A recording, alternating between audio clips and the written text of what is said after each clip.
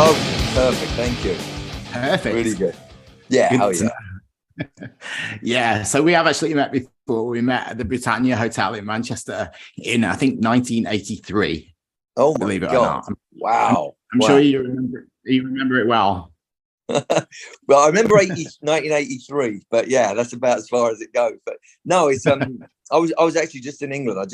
I'm in Boston now, and I literally just got in last night. I spent 10 days. We had a little break, so that was kind of cool. And in Boston Common, out the window there. Oh, yeah, quite a few there as well. Nice. Yeah. And you're about to go back on tour. That must be an exciting prospect at this time, like after the couple of years we've had. It is. The first 18 shows were phenomenal. It was just like great, and again, people saying, well, what's it like this tour? And I said, well, it's the culmination of everything you want when you first pick a guitar up, going out on stage in a stadium, just seeing it packed, and it's just awesome, and getting to do that. So yeah, we've kind of reached that stage, and it's just really cool, especially with all the other stuff. Brand new album out, Rock and Roll Hall of Fame thing, just everything. Both two of our albums gone diamond, and yeah, it's just a constantly, moving into a different phase, if you like. Like Queen did or the Stones did, and then we kind of noticed that, and it just feels really wonderful because that's what you plan when you first start. Absolutely. So speaking of diamond star halos, the reviews for this album are amazing. Like, does it surprise you at this point that you're still getting these incredible reviews?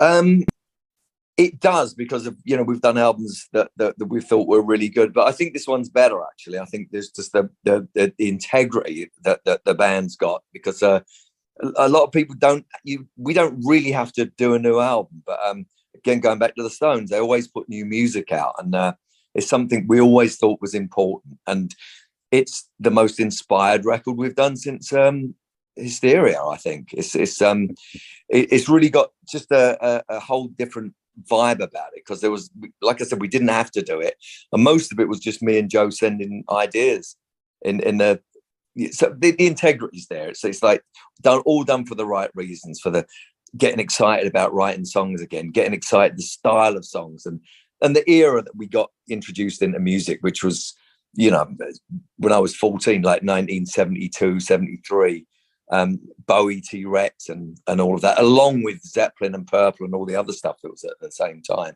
So when you're 14, you're a sponge, and it was, for us, it was like just incredible. So I think we kind of ended up celebrating that, and that's really why we called it Diamond Star Halos, because it's a line out of a T-Rex song, hubcap Diamond Star Halos. And like I said, me and Joe would refer to that moment in time for us in our lives as that. So when I suggested the name, everyone was like, oh yeah, absolutely, it's obvious. Yeah. So a lot of bands have tried to copy Def Leppard over the years, but I don't think anybody sounds like Def Leppard. Would you agree?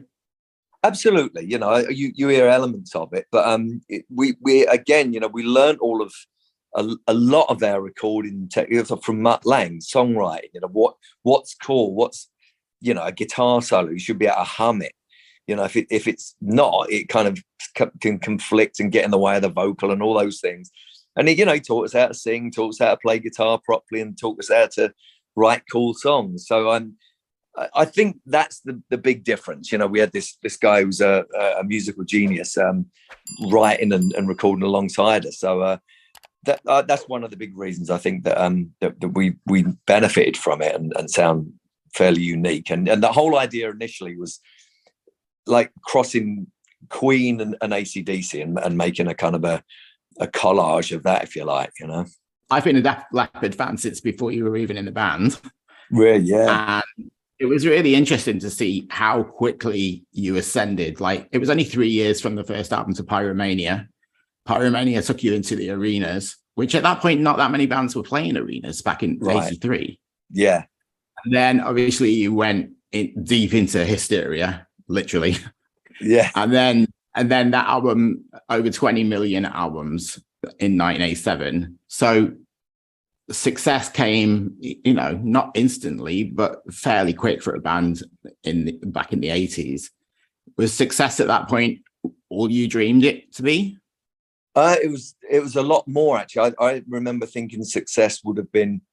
I remember seeing Uriah Heep at the East Ham Granada in London, and Peter Frampton was opening up. It was before Frampton Comes Alive, but he was doing that set, and it was about, I don't know what, 2,000 people max. It's a cinema, and I thought, oh God, this is what making it is like. And so I had this image of that, and you obviously want it to be bigger than that, and it went way above and beyond, actually, and especially when we started touring the States and the record sales started coming. And then obviously with MTV, which was really instrumental in our success, because it was, we wasn't just a regular rock band. We sounded a bit different. It was a pop rock hybrid, and we looked different. It was closer looking to Duran Duran than we were to, say, Iron Maiden.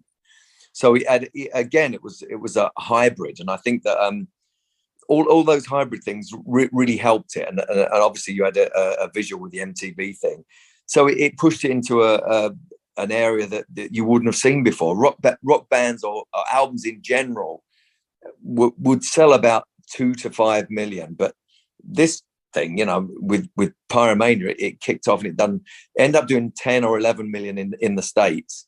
And while we were doing it, it was just above and beyond. It was like pinch your wrist time. It's kind of, but then when we finished it and we went back to Europe, it was back to playing clubs. So that definitely kept you humble. It's like, oh, okay, don't get too full of yourself, because this is, everything is temporary, or So no, that was one of the things we learned from it, and continue to learn. It's like you're only as good as the perception is. Doesn't matter if your album's great or whatever. You got to be perceived that way for whatever reasons. And obviously, Hysteria is still your biggest selling album so far. I have a copy here. Oh, there you go.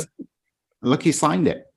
Fantastic. Oh, brilliant. Fantastic. That's great. Wow. So, and anniversary, right? This week as well, right? It's 35 years apparently. Yeah. I think yesterday was 35 years. Wow. Are you a nostalgic person? Do you look back often? We don't really get the time, but we often look back, and I often think back. I remember all of that. I remember recording it constantly. I remember the guitars I used, the studio, the room that we were in, all of those things. And so, yeah, you kind of constantly think about that, but not per se, are we going to celebrate it with a birthday, giddy up and woohoo and all of that stuff? Not so much that, but I think it's a constant. And we have so many anniversaries keep coming up, and people have to, because you forget.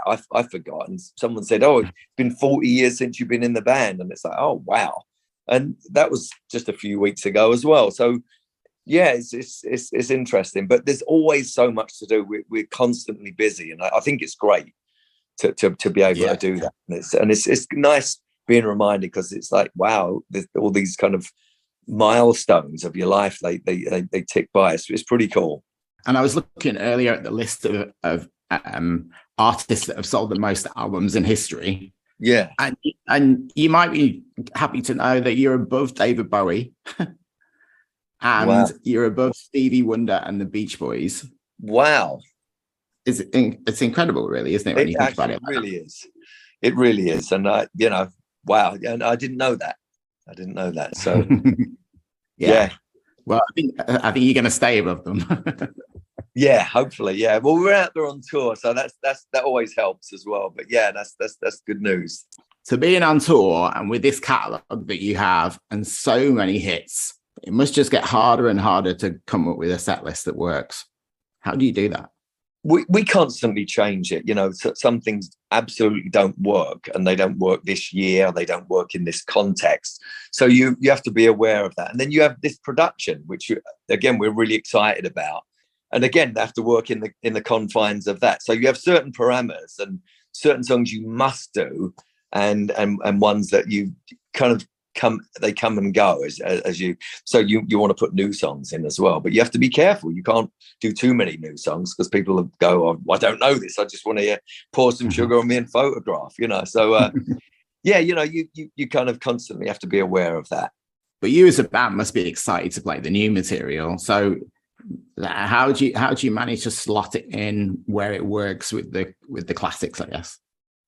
We're really, sonically and kind of everything else, they tend to work really well with the old stuff. So we're really lucky. They're not like kind of radically different in that sense. You kind of, you can get away with that. It's just a matter of getting them past that thing where people go, they're acceptable. And you can do that with production. We've done that before, with a brand new song. If you do it first with lots of flashing lights and lasers and God knows what, you kind of get away with it because people are just looking at the spectacle and accepting that you're doing a new song. But again, back to the Stones, when they do a new song or Keith sings, everyone goes out to the bar or buys t-shirts and you actually see that. And so that doesn't change. That still happens a bit. And then you have to just try and keep them in their seats. I mean, it's not a bad thing that they do that, but it's just, you do notice it. And after 40 years in Def Leppard, how do you keep it exciting for you every time you go on stage? This is a big tour that you're doing, by the way, like over 1 million tickets sold, right? Yeah. It is Incredible. exciting. I mean, just by the virtue of the fact that you just said we sold 1 million tickets, it's really exciting. Then you walk out on the stage and it's a packed stadium. You go, wow, that looks great. That's beyond what I imagined. That's beyond East Ham Granada. So it kind of it's just got this element to it, and the playing gets better all the time. My guitar playing's better than it was last time we went out on tour, and the singing. Actually, I always struggle with that. We have to rehearse, and I'm constantly doing warm-ups. We all do, actually. Joe does about 3 hours a day of vocal warm-ups.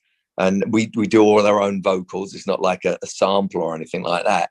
So it kind of, there's a level of excellence that you have to attain or keep the bar. And when you do, you find that you get really confident about what you're doing. So it's a joy, honestly. It's like it's a dream come true, and we get to do that every night. And it never gets old. People go, well, doesn't it get old? It's like, no. I mean, if you could see what I see and hear what I'm singing, it shocks me that me, Viv, and Sav and Joe harmonize like this. Sometimes I hear it in my in-ear monitors, and I'm going, this sounds totally fake.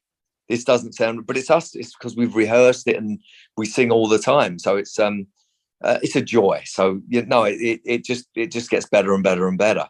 And you're coming to Canada this week, and you're going to be playing huge places. But it's not just you. You have Motley Crue, Poison, and Joan Jett along with you. Like, these are legends in their own right. Does that make you feel like you've got to up your game even more than usual, or are you confident in what you do now? We're always comfortable with what we do. It's just great that it's a show, and I think something we learned from going out with Kiss, it's only as good as everyone is. You want everyone to hit their bar. We're all pretty radically different bands from each other. Joan Jett goes on, she's awesome every night. She sounds just like Joan Jett, and it's all those songs. Same Poison are actually, it's the best I've ever heard them. They're, Brett really? Singing great. Yeah, I'm honestly, CC's playing great, and they're going down a storm. So that's really cool. It's again inspired. She said Motley, that's the best they've sounded, and they're getting on like house on fire. It's just great, and we're doing our thing. So I think everyone's stepped up their game for this, and quite rightfully. Like I keep saying, when you walk out and you see that audience, you go, wow, and it's kind of rare. It's kind of, we've had big shows and that, but when you do it every night, it's like you're really blessed to be doing that, and every band on tour is actually feeling that as well. So as a unit, all the bands, we're trying to raise the bar and make it amazing. Thank you very much for your time. It's been an absolute pleasure talking to you. Good luck with the rest of these amazing dates that you're doing. Canada's waiting for you. You're going to be in Toronto on Monday, I think. So enjoy every moment. It's great to see Def Leppard still alive and kicking. All good. So we'll warm up Toronto by 2 Boston shows that we should be good to go by the time we get to Toronto. So yeah, there you go. You got a couple of practice shows. Absolutely. Before you get to contact. Brilliant. All right. Thanks, Phil. It's been a pleasure. Cheers. Thank you. All right. Take care.